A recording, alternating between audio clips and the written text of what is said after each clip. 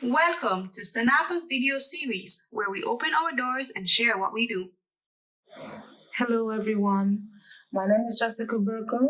I'm the Marine Park Manager and the Sea Turtle Program Coordinator, as well as the White Cast Country Coordinator for Statia.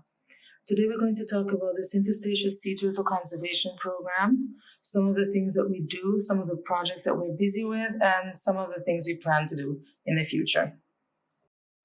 This is the map of the Eustatius National Marine Park. As you can see, the park surrounds the entire island. It also goes up to the high water line, which means that the beaches are included in the marine park, and that's why the Sea Turtle program is a part of the Marine Park Department. Here you can see the different beaches that we focus on. Statia has many beaches, as you can see from this map, but not so much are accessible. So Zealandia is our main nesting beach. We call it the Inlex Beach, as well as Turtle Beach is very busy. Once a month, we check the Lynch Beach and Company Bay on the Atlantic side. Every day, we check Orania Bay because that's really easy. On the way to and from the office, you can check for tracks. And the K Bay area and the Crooks area beach. Beach cleanups are a part of our work. We try to do it once a month during the entire year. But for certain, we do it when the season is starting because debris on the beach hampers or could hamper a female that comes up to nest. And it also can get the hatchlings caught in the debris when they're trying to make it to the sea. Mostly plastic is removed. In 2019, almost 500 kilos of plastic waste was removed from the beach. Among the plastic, of course, you have discarded slippers, all sorts of interesting things that flow in from the Atlantic. As well as on the Caribbean side, we do in-water cleanups near the harbor, and we clean up along the Orania Bay. Beach mapping is carried out 4 times a year when circumstances allow. For sure, it's done on the beginning of the season, mostly in April. And it consists of a team of 4 at least, measuring the beach, taking photos, using a theodolite to measure the height of the beach. What beach mapping does is give you an image over time of sand movement, beach erosion, and this is especially interesting now in the time of global warming and beach change, etc. And then, of course, there's our normal annual monitoring work. We wait until the first track is reported to us or recorded by our own field staff, and then we begin regular patrols, both in the morning and in the evening. In the morning, when we come across a track, we measure it, we determine which species it is, as every species has its own characteristic track. We follow it up the beach and we check to see whether there's a nest or not. If there's a nest, we dig to confirm where the eggs are exactly in the event that there's a storm or something and we have to move the nest right away. Then we record the exact location using the beach stakes, which you can see all along the beach if you're walking on Zealandia. Then we disguise the nest, disguise the track, and then monitor it until it emerges, depending on which species it is. There's a certain amount of days, and then you start to check that it's ready. During night patrol, if we come across a female, we will record her size, her health, if she has any injuries, and we will tag her with the tags you see in the upper right-hand corner if she's not already tagged. We try to be present when the nest is about to hatch so that we can help the hatchlings make it safely to the sea. We try as much as possible to let them do it on their own. If they flip on their back, don't worry, they can flip over themselves. If they get in a little bit of debris, you see that they get out themselves. If absolutely not, then you help them. There are several threats on the way to the sea, such as ghost crabs, ants. The pelicans absolutely love hatchlings. So when they make it to the sea, you've done all you can, and now they're on their own. Also, throughout the year, we get calls of strandings, sea turtles with a hook in their mouth, or sea turtles dead on the beach. In any case, we still have to go check, record, see if they were tagged, rehabilitate those that we can. Volunteers are always welcome to help with the program to walk the beach. All you have to do is sign up, you get a little bit of training, and off you go. Help is always welcome. Outside of the regular work, we absolutely have conservation strategies because over the past few years, there has been less and less sea turtles nesting. That is a trend that we're seeing, especially with leatherbacks. There's so many different issues regarding the sea turtles that nest at Selandia. Selandia Beach is very, very dynamic. It can happen that overnight a heavy surge destroys all the nests, or because of the heat of the sand, most of the eggs are boiled in some nests. So after a lot of study, we've decided to try and do a hatchery this year, which is an artificial area deemed safe on the beach.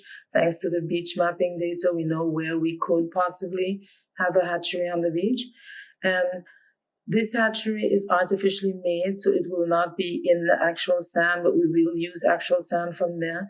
There must be a lining underneath to stop the ghost crabs and the ants, etc., from penetrating the nest, and a shade cloth to stop the heat really baking the black sand. Nests will have to be placed 1 meter apart, as in your typical hatchery. And this is just one way that we will try to increase the amount of hatchlings that we can get during the following nesting seasons. Several shading and temperature studies have been done over the years on Selandia. And what we have found is that the temperature of the sand in the nest can be as high as 32 degrees Celsius.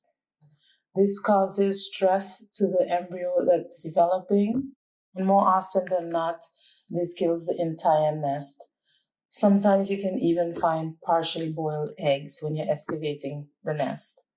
So, thanks to the shading study, we now know that you can use something as simple as dried palm leaves or dried sargassum, which also lets the rain through, and that's a natural phenomenon that can help to cool the nest.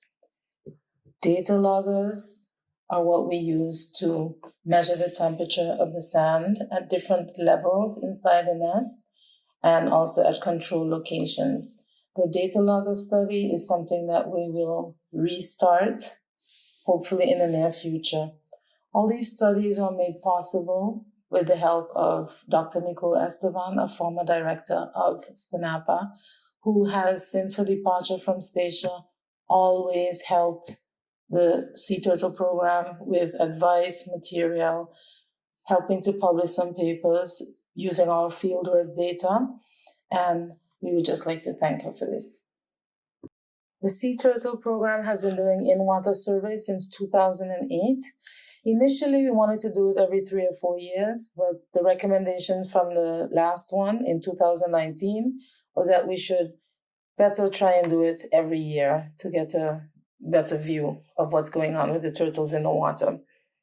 Turtle surveys consist of 2 divers in the water, 10 meters apart, and they swim along a straight transect as straight as possible for 40 minutes, observing all turtles that they see. They record where they see the turtle, so if it was over sand or a wreck or the reef or seagrass, they record what size the turtle was, what sex it is, whether male or female, and what the turtle's behavior was, if there's any injuries or damage on the carapace that they can see. And all this is analyzed and put in a report. For last year's survey, 12 turtles were observed, mostly female, 5 females, 4 males, and we were unsure of 1, and 2 swam away without being identified by species. Most of them were outside of the reserve, and this is logical because most that were sighted were greens, and greens feed on seagrass, and there's more seagrass outside of the reserves. Most were seen on the Caribbean side, and that's sort of strange because there's more traffic on this side with the tugboats and the cargo ships and the tankers. So you would think they would prefer the quiet Atlantic side, but no. But on the other hand, on the Caribbean side, the sea is calmer if you're looking at those sorts of conditions. And also we did more surveys, as you can see from the image, on the Caribbean side. So that might have something to do with it.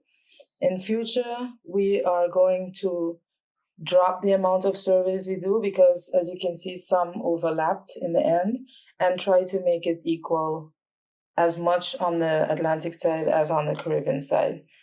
Another recommendation that we found was that instead of maybe doing 40 dives in one survey or in one survey season, that we should do 2 shorter surveys, one on the beginning of the year and one on the end of the year, to look and see if there's a seasonal difference. Due to the cost involved in satellite tracking work, we are not able as a program to do this sort of work too often. Whenever it's done, it's in collaboration with a university or researchers that can fund the work and the satellite time. The first time was in 2007. We tracked 2 turtles. The most popular one was called Miss Shelley, and the other was called Track. I can concentrate on Track because Track was a little more interesting as she went all the way to La Romana in Santo Domingo and hung around there for a while. So it seems like she forages off the coast of Santo Domingo, which is a little disconcerting because they take turtles as catch there. She has been back to Statia a total of 5 or 6 times. It seems she comes every 2 to 3 years, which is good for us because we can measure her growth and check her health every time we see her on the beach. The second satellite tracking event was in 2016 when we tracked 2 turtles, and they did basically the same thing, hung around Statia for a while, and then headed north to their foraging grounds. We hope to be able to find a partner to continue this work in the future. These are just some of the things that we do in the turtle program, and we are very happy to have shared them with you. If you have any questions or comments or maybe suggestions for us, you can contact us at the email below, as well as the phone number of the office is listed. We're very, very happy to answer any queries you have. And of course, we're always happy to talk about sea turtles. And just a reminder, volunteers and donations are always welcome.